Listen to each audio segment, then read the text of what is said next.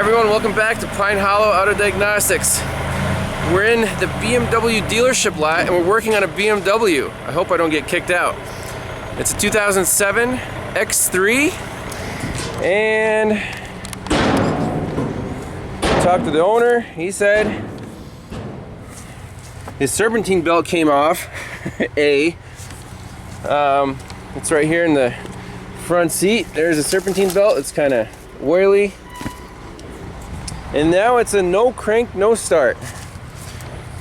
Now obviously the battery got a little drained. There's pieces of oily belt everywhere. We still have to find where the oil leak is. However, we got the boost pack connected. We're at 11.8. Even without the boost pack, the battery isn't dead. We opened the car, rolled down the windows, all that good stuff. So here's what it does. It does nothing.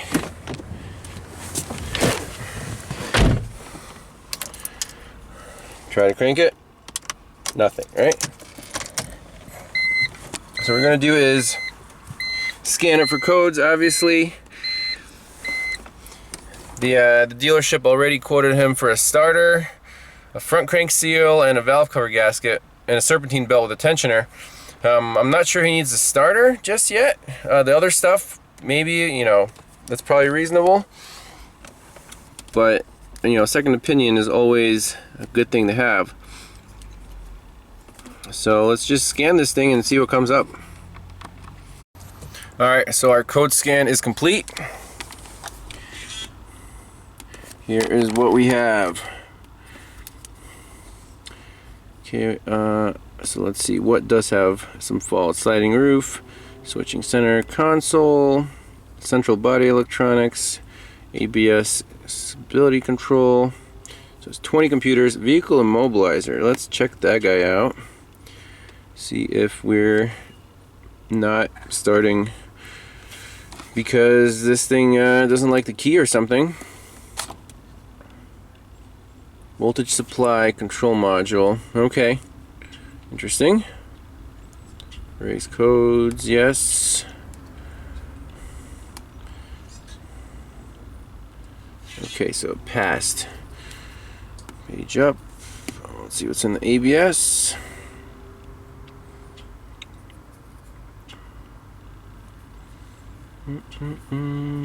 Read codes. Steering angle sensor calibration required. Again, we don't care. Let's go to engine. Live data. I don't know if we can control the starter from here or not. Let's see, engine oil. Just look at some data PIDs here. Engine speed.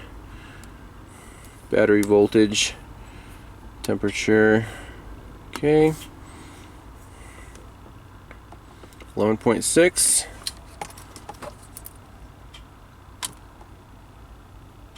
So absolutely nothing happens when you turn the key.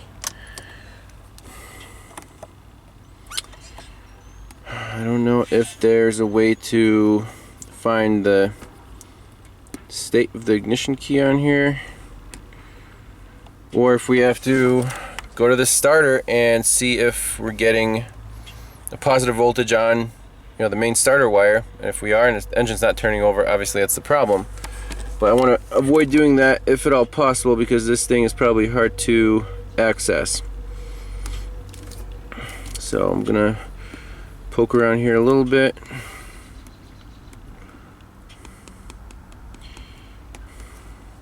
And we'll go from there. So on all data, we want to poke around and see if what the starting system looks like, what the wiring diagram is. Ideally, we could get to a relay under the hood to check this starter from there, because I really don't want to crawl under this thing right now in the parking lot. It's probably covered in oil and everything. So let's find a wiring diagram.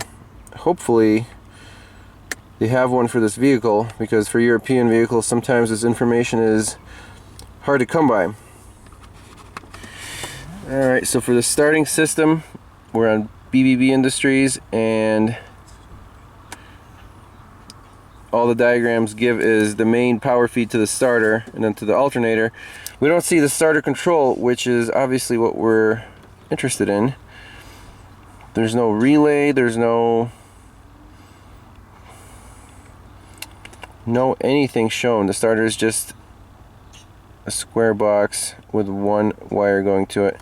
Again, not helpful, but we're not surprised because we've seen this lack of information before, and we have to try another venue. So on all data here, under starter control, we found this guy. Let's zoom in and flip this thing around and we can read it. Alright, so there's the starter. There's the control for the starter. There's a white, or WS, if anyone knows German, I don't know what color that means. But in any case, electronic vehicle immobilizer apparently sends, or the wire passes through this integrated supply module, the IVM, and it comes out and it goes right to the starter, and then bingo, you know, you get your feed down here. So the question is, which one of these points is the easiest to access? I don't know where this immobilizer lives. I don't know where the integrated supply module lives, but if we can find this wire somewhere, we can probe it and see if you turn the key and that wire gets hot, then we'll have to go to the starter, check it there. But at this point, we're not sure that this chain is, you know, doing the right thing. Alright, here's where we're at. About 15 minutes in here, doing some research. So on this wiring diagram, I located, where are we? Right here. This A836 electronic vehicle immobilizer that sends power down to this integrated supply module. It looks like it goes straight through, right down to the starter. So if we have power on this wire, pin 1, SW, when we crank the key, you know, that's one check we have to do right now. And this thing lives right above the brake pedal, A836, that's connector X1659, the little box. I got the little kick panel off, a couple screws, a couple clips, and we're diving under. And this white box, I think, is our guy. This guy right here. So now we have to figure out which wire we're after. SW. There's a couple fatter wires going into this thing and some skinny wires going into this thing.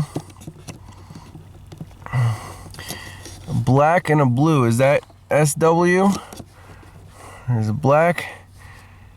I think. I mean, if it feeds the damn starter, that should be our guy. Back to the diagram, see if we have any other wires on our diagram. And it should actually give us the, see, it says SW 2.5. That's like 25. These are fat wires. This is a skinnier wire, but again, pretty fat. 2.5 millimeters probably cross section. Pin 1, SW. Let me, just to make sure, let me double check what that wire does, or if there's like a, you know, feed on it, and from there we can see if, you know, we can just back probe it, see if it lights up a test light when we crank the engine. Alright, so I have a kind of a jumper cable stretched all the way to those jump posts. We have a known good ground and feed, and just to verify that, we'll take our test light, connect it across, and we see our dim filaments lighting up. So verified powers and grounds here. Now we'll take this guy connected to battery negative, and the other one, I want to see if there's a feed on pin number 1 coming from this immobilizer, right? Alright, so turn key off, turn key on. There is. Try again, clicks off.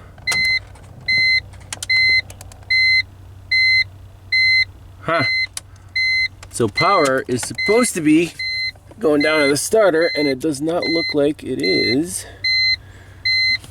I'm curious what the other wire does.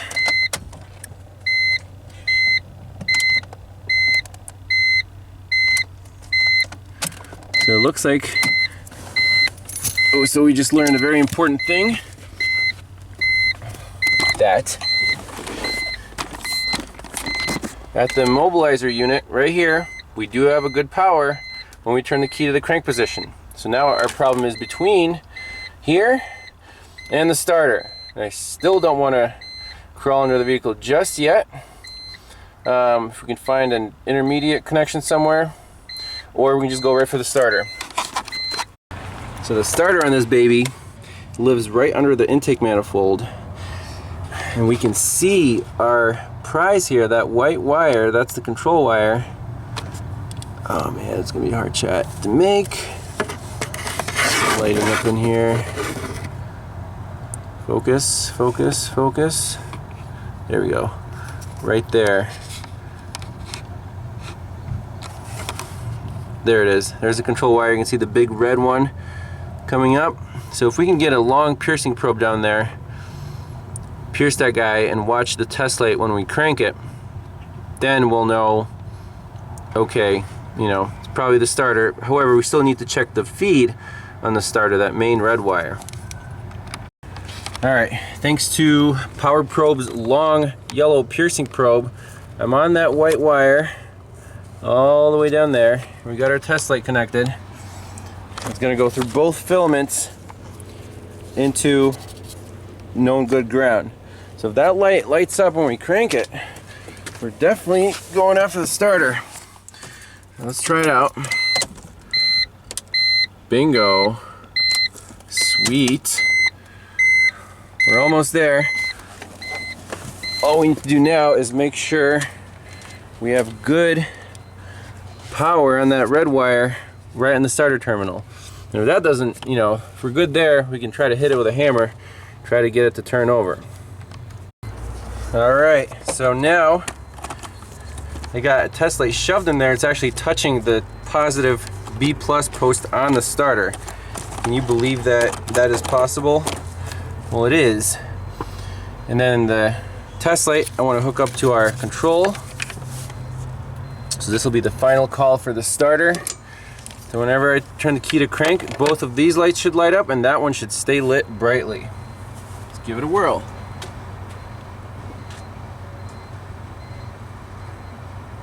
Ready?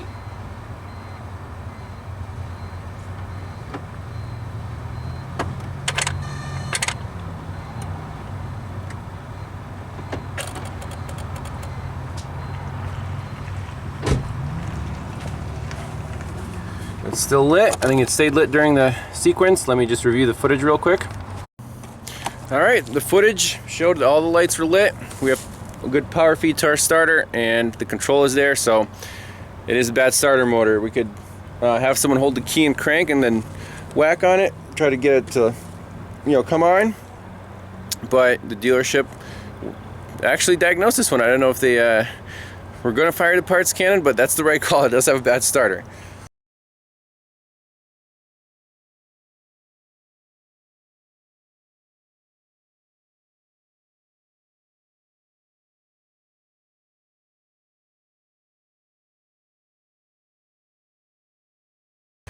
Now in terms of this oil leak in the belt, we can tear some of this stuff off. I don't know if it's the front seal that's at fault here.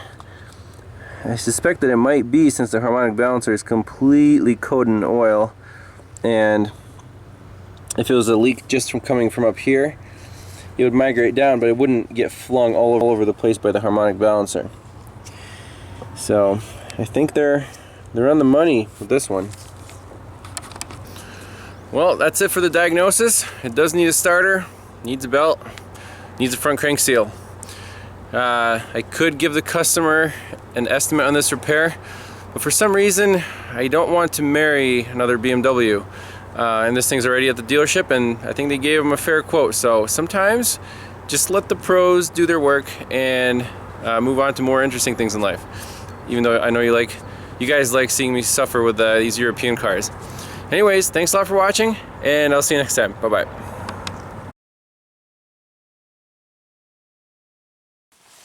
A little bonus footage on the BMW X3 just for kicks. I went on AllData, went online, looked up some parts, prices, labor times to repair that 2007 X3.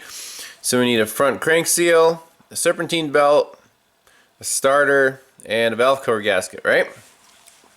Check this out. Here's the information for the front crankshaft seal. So it's like 42 bucks, about 3 hours of labor.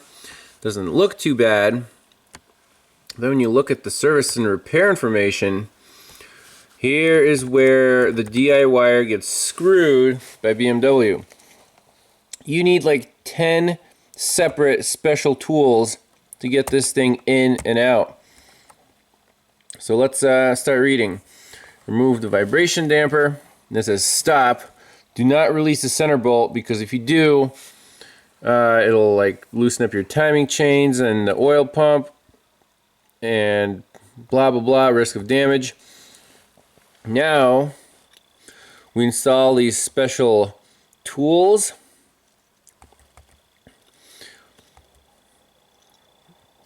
So when the screws are tightened down, the crankshaft seal is pressed inwards approximately 1 millimeter and slackened for removal. Then we insert screws, tighten that down, get a special extractor. I mean, oh my gosh, it screws into the seal. You kind of like, you saw open crankshaft seal at the cutting line? Are you kidding me? Remove crankshaft seal from this tool. Then you need to like seal the freaking block, and it says the engine block will not be leak proof if the outside of the crankshaft seal if you fail to comply with these steps. Clean the surface thoroughly, apply a light coat of oil, blah blah blah. You need a special installer tool. Then the grooves must be filled with sealing compound, Loctite. Required parts are available from the service department. Oh my gosh, then you like put it into the syringe. This gets ridiculous.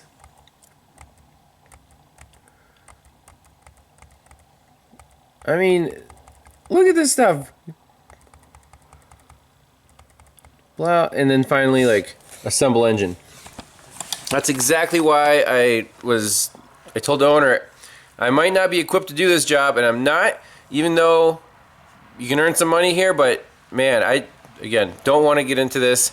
So stay away from BMWs, especially the newer ones. Thanks a lot for watching. Hope you enjoyed the bonus material.